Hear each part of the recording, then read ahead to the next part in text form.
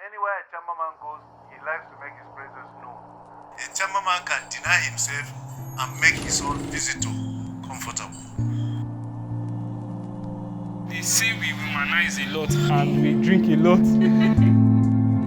I've only in my whole life met one person who is Hausa by tribe. So I made this documentary to give you a sneak peek into Nigeria's many cultural identities that you may or may not already know about. My name is Patience Samuel, and my native name is Ugbawa, which means endurance. So my name is Nkaske Fefatirma Banha. My name is Dennis Sujangaso Abila Gapsiso. I'm Infanche Bio Miracle Beatrice Audi. My name is Emmanuel John Oeguchu. Kurani Namindi. My name is Dambaba. Dandam Hania Priscilla. When I was in both primary and secondary school, I was taught that Nigeria has 3 major ethnic groups. I was also forced to learn one of their languages as a school subject. But I knew I was Chamba. And whenever I brought it up in any conversation, I was usually told and constantly reminded that Chamba was a minority ethnic group. As a child, honestly, that made me very, very defensive.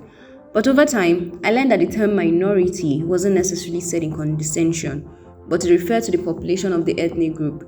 But then again, it hit me that as a so-called northerner from Adamawa State, I had actually never met a Hausa person in my life. It was always just people from one of the many northern and middle belt tribes that spoke Hausa. Even Nigeria's only prime minister, the late Sir Abubakar Tafawa Balewa, was a Gere man from Bauchi State. So with all this, I came to a conclusion that an ethnic group is mostly called major because it has a large population of people that speak its language, and not necessarily because it has a large number of natives. So I made this documentary to give you a sneak peek into Nigeria's many cultural identities that you may or may not already know about. I think it's up to 5, right? Yeah. It's a Niger State, Kogi, FCT, Nasarawa State, and Kaduna State. The kingdom that Jukun comes from, which is the Kwarafa kingdom, spreads across like up to 8 states in Nigeria and affected most of the middle belt, as well as even Igbo, Tiv, Igala, and most of these tribes broke away from that kingdom eventually. So it's widespread. Jukun is widespread, but the dialect itself, Kwanzo and Kuteb, to the best of my knowledge, only exists within Taraba State. Chamba as a tribe has over 10 dialects, and we are found in both Adamawa and Taraba, and they are still over in Benue State, northern part of Benue State.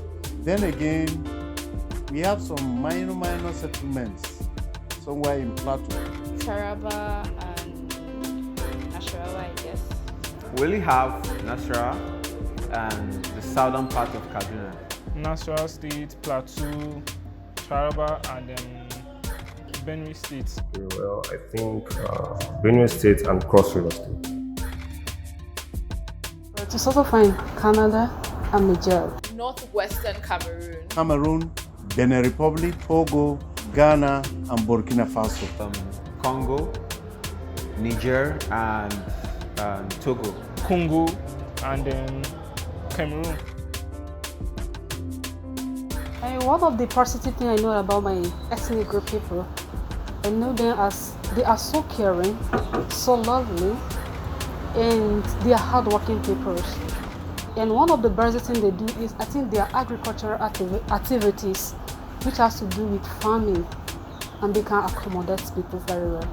Anywhere a Chamberman goes, he likes to make his presence known, but in a civilized way.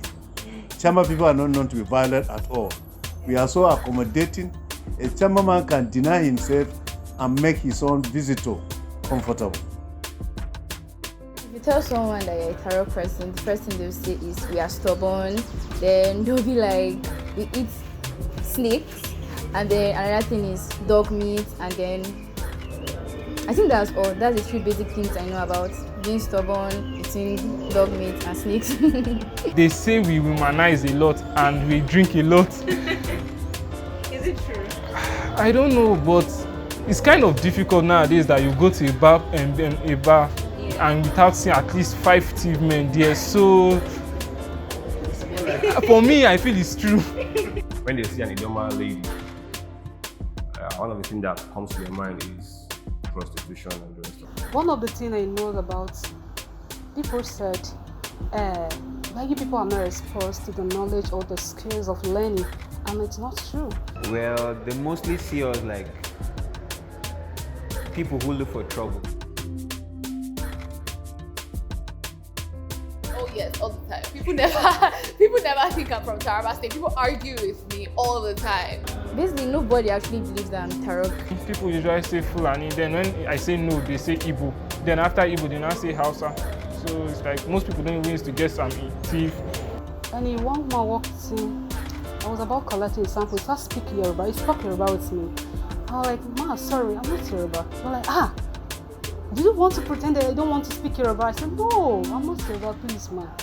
A Yoruba man met me. In fact, we met inside a bus. And he started calling me a Ghanaian. I told him why. He said, I'm a Ghanaian now. I said, look at my NYSC uniform. How can I be a Ghanaian and be serving in Nigeria? He said, I beg, shut up, you are a Ghanaian. He said, because I'm dark. Not knowing that even among the Yorubas, we have many dark people. Dark people are bound. So there are some Yoruba from there. They are calling us.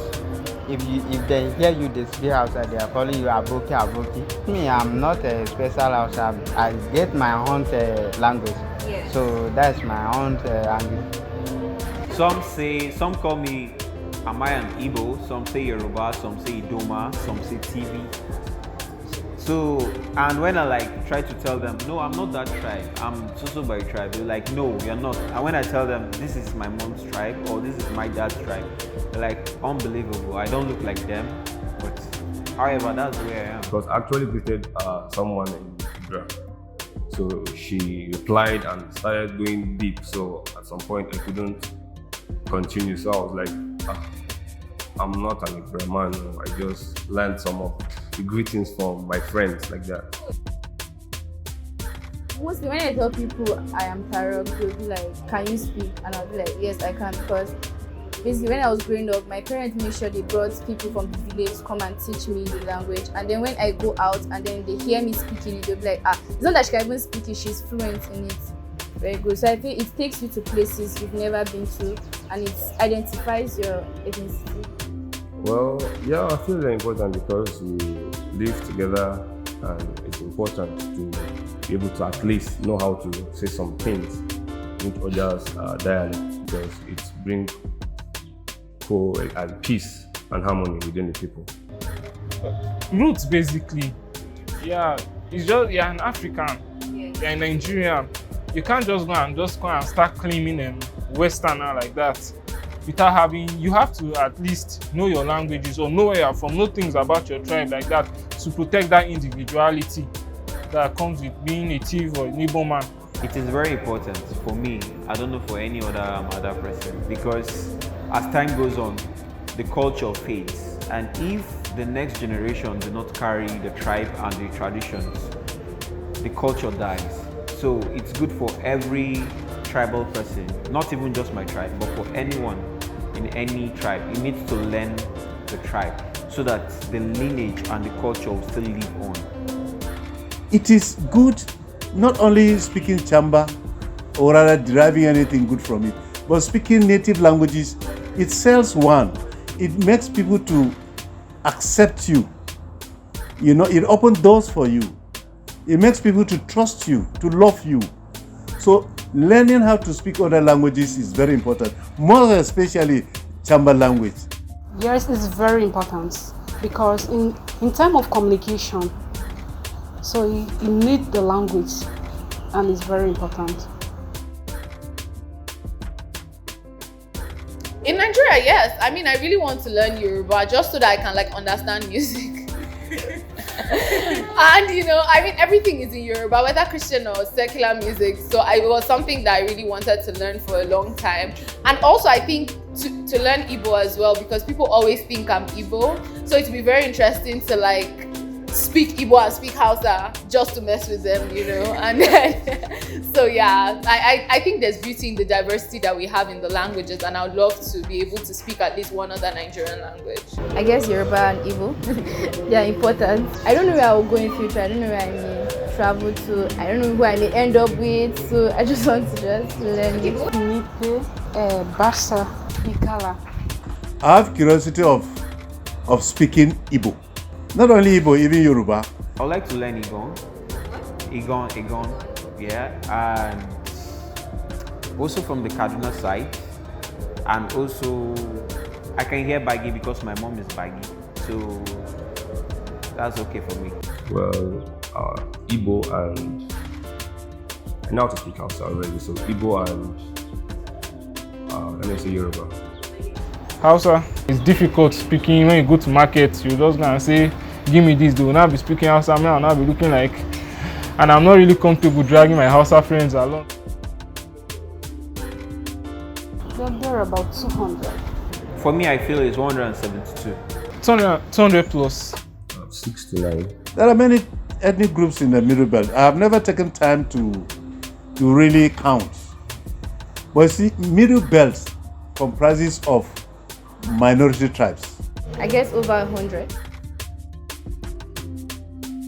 I think what I will love Nigeria to love about my ethnic group is that, especially their hospitality, caring, the love, and other things. Because they are so caring in it, they can accommodate people very well. So, and they are peacemakers. So, in fact, if Nigeria can be able to learn this, we will live peacefully. Chamba people are hospitable. Chamba people are farmers. Chamba people are not violent. They are so peaceful. Chamba man is not so desperate about making money. Chamba man is only interested in building relationship.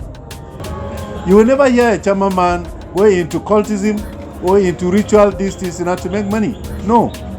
As long as he's doing his farming, going to pursuing his education and working in the civil service.